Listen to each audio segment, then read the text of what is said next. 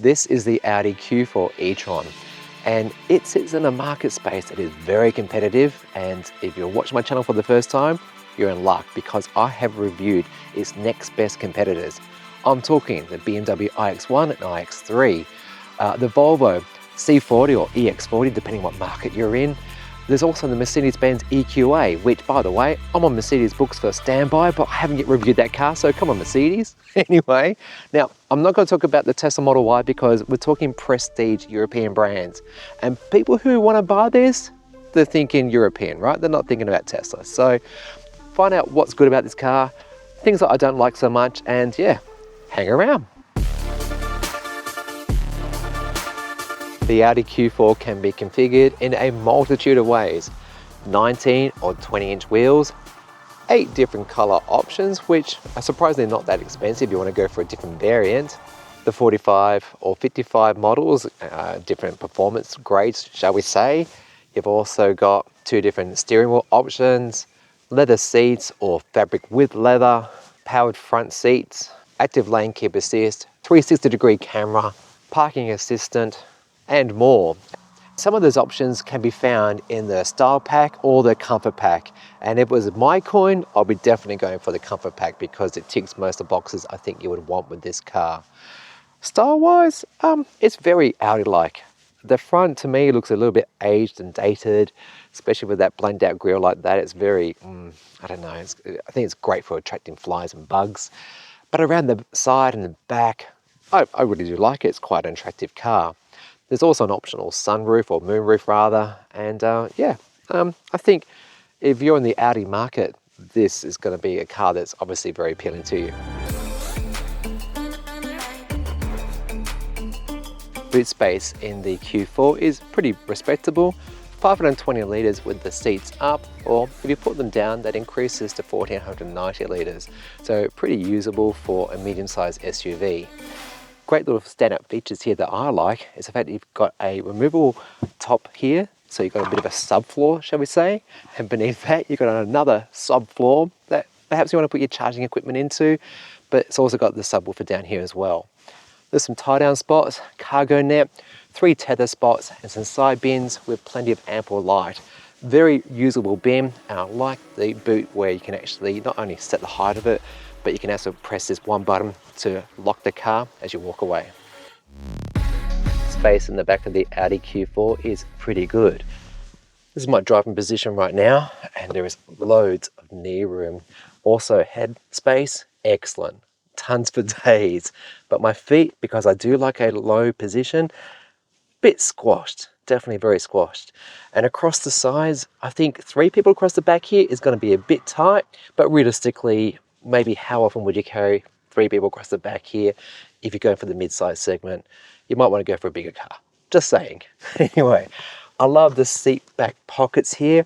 You've got 4 USB-C sockets in this car, including 2 12-volt sockets, rear center vents with climate control adjustment, so it's a tri-zone car, but there's no vehicle to load, which is a bit disappointing. What isn't though, is there is no less than 10 bottle holders in this car. There is so many of them, it's ridiculous. And the only thing I would want in this car is that glass roof, which, like I said it before, you can option. In the front of the Audi Q4, I've got to say the first standout feature, which is going to sound really weird, is this massive glove compartment. I have never seen a glove compartment this big in any car I have reviewed, and I reviewed a lot of them. Other thing I like here is this slide backwards and forwards armrest, which also has some good deep storage space in there, like that. And as I mentioned earlier, with all these different bottle holders in the car, they're a good size. They actually hold most bottles, so tick there. One thing I do not like, however, is its wireless charging pad. You've got this little clip that holds your phone in place, so you're not supposed to be looking at it, right? Absolutely, we agree with this. But I do not trust that to treat my glass of my phone well. No, not at all. The other thing I don't really care too much for here is the piano finish on this segment of the dash. It's a real fingerprint magnet, and to make it beautiful for you guys, I've given it a clean, but just to know that it's the first thing that gets grubs up, because you've got your control here for your drive and reverse and park and stuff, and you have to touch this area. And yeah, that's a bit annoying. but most everything else in this cabin is very good. Build quality feels decent. Textures are mixed and it's pretty modern looking, albeit this slant on the screen kind of looks a bit weird, but you get used to it. I was really surprised. I wasn't going to like it when I got in. I thought to myself, surely that's going to reflect stuff. But because we've got the Alcantara lining on the roof here and no glass roof, it doesn't reflect nothing. So that's good. You got your HVAC controls underneath there, and otherwise it's a pretty sensible cabin. Before we do the next section, I just want to point out a few really interesting quirks that are both good and perplexing. And the first up is the fact that there's a start-stop button in the Audi Q4. In my week I've had this car, I have never turned it off. I get out and the car turns off. I get back in and as soon as I put my foot on the brake, in fact, as soon as I sit down, the car turns back on. So I don't understand that. And if someone does, can you please comment below? And whilst you're there, subscribe. That really does help out. The sound system in this version, the 45, is unbranded. It's 8 speakers with subwoofer and it's rated at 180 watts. It actually sounds pretty good. I'm really surprised by it. And class-wise, well, maybe like a Bose, you know, the car version of Bose, that is to say. Completely respectable. And I really love how they've got this volume control as well as mute, next track, and on and off. It actually works out really well, and surprising, I've really enjoyed it. And one final thing is this 11.6-inch display. It's actually pretty good. It's very responsive and fast, and as you can see right now, it's running Apple CarPlay and doing so really quite well. Can't fault it. The whole system in general is pretty bare bones. There's not a lot going on in here, and I think that's reflective of the grade of this car.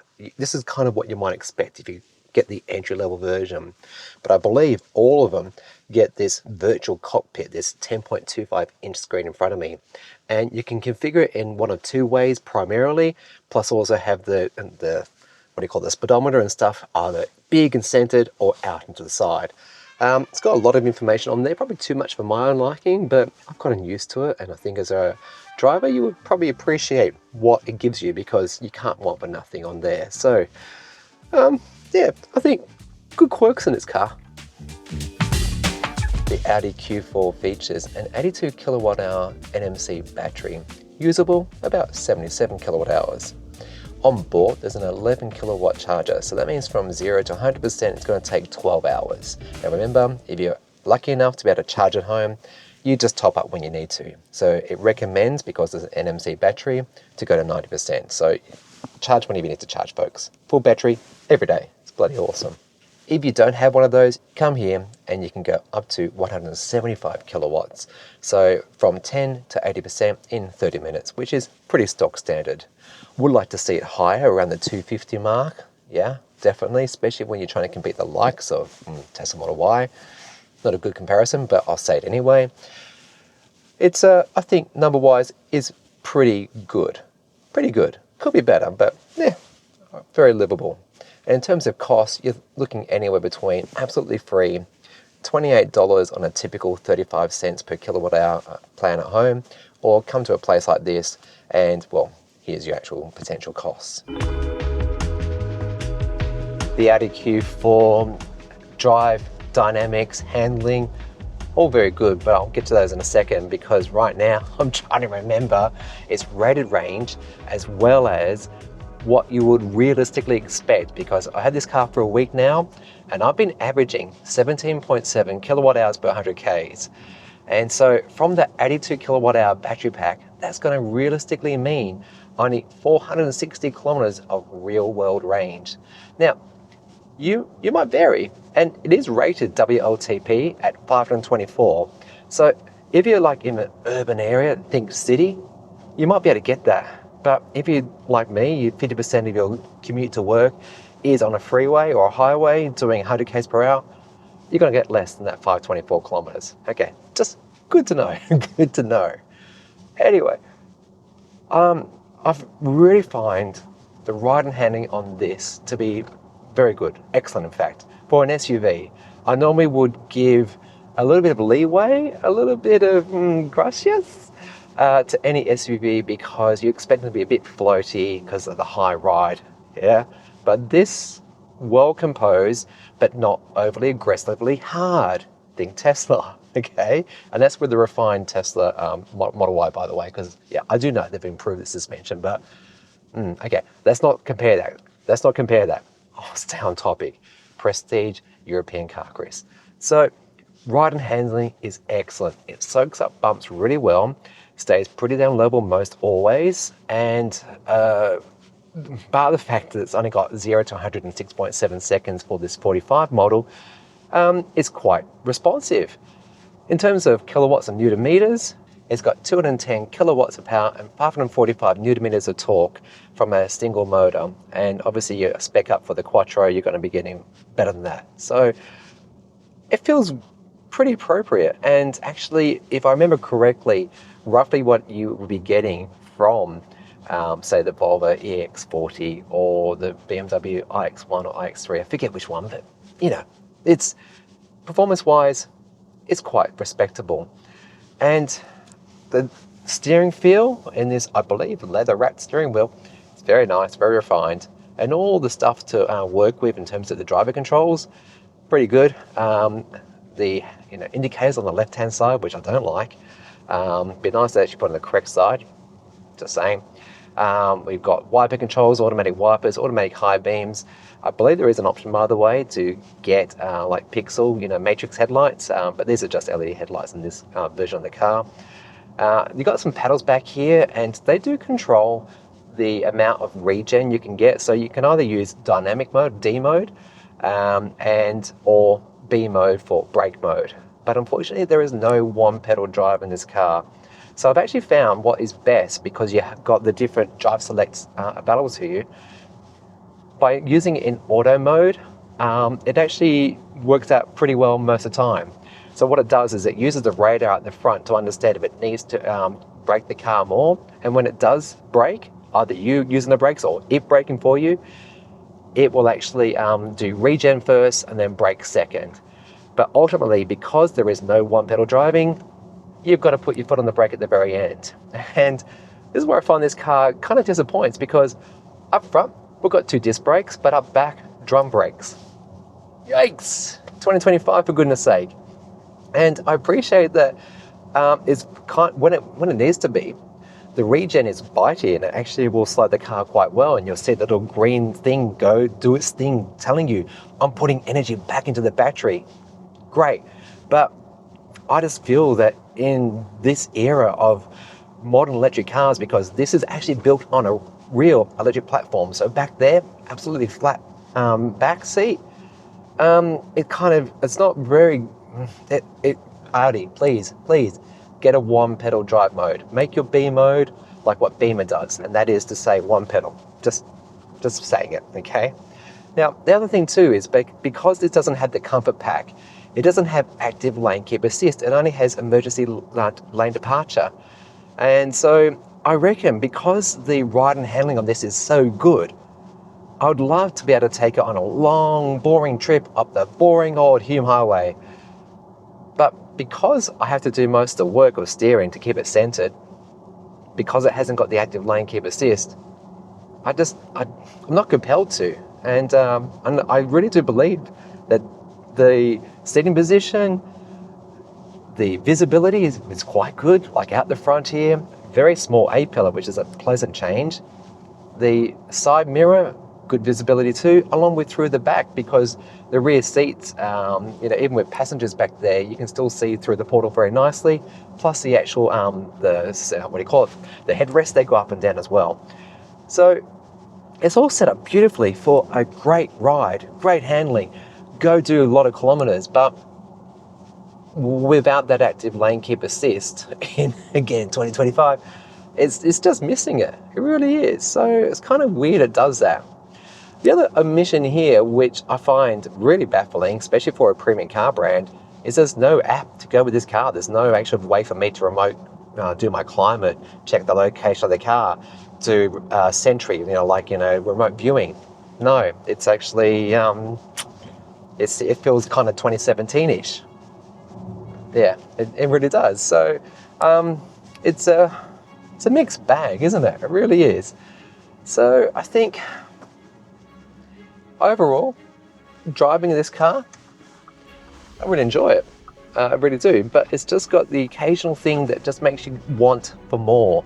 And is it because this is the 45 model without the extra optional packages? Maybe.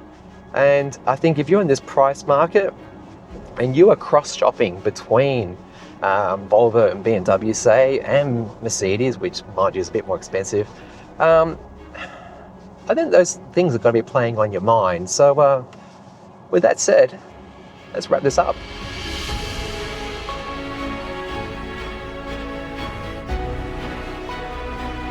Final thoughts on the Audi Q4. Overall, I find it to be very good, and in that prestige European brand level, yeah, I think it's very competitive. You've got good charging specs, reasonable distance with that 460 kilometers of real world range that I found, along with a pretty modern interior that is still befitting despite its 4 years of age.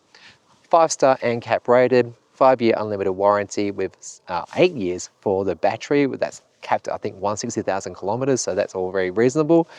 And ride and handling, that is excellent. I only do wish that, yeah, okay, maybe charging could be better, maybe a few less optional packs and throw more into it, but otherwise, yeah, I think it's very good. So if you are in the market, you might want to think about this or the BMW iX1 or the Volvo EX40, or maybe even one of these videos because YouTube thinks you might like that. But if you have found the video useful, check out Super Thanks, subscribe, comment, share this video, Ko-fi for early access, and otherwise.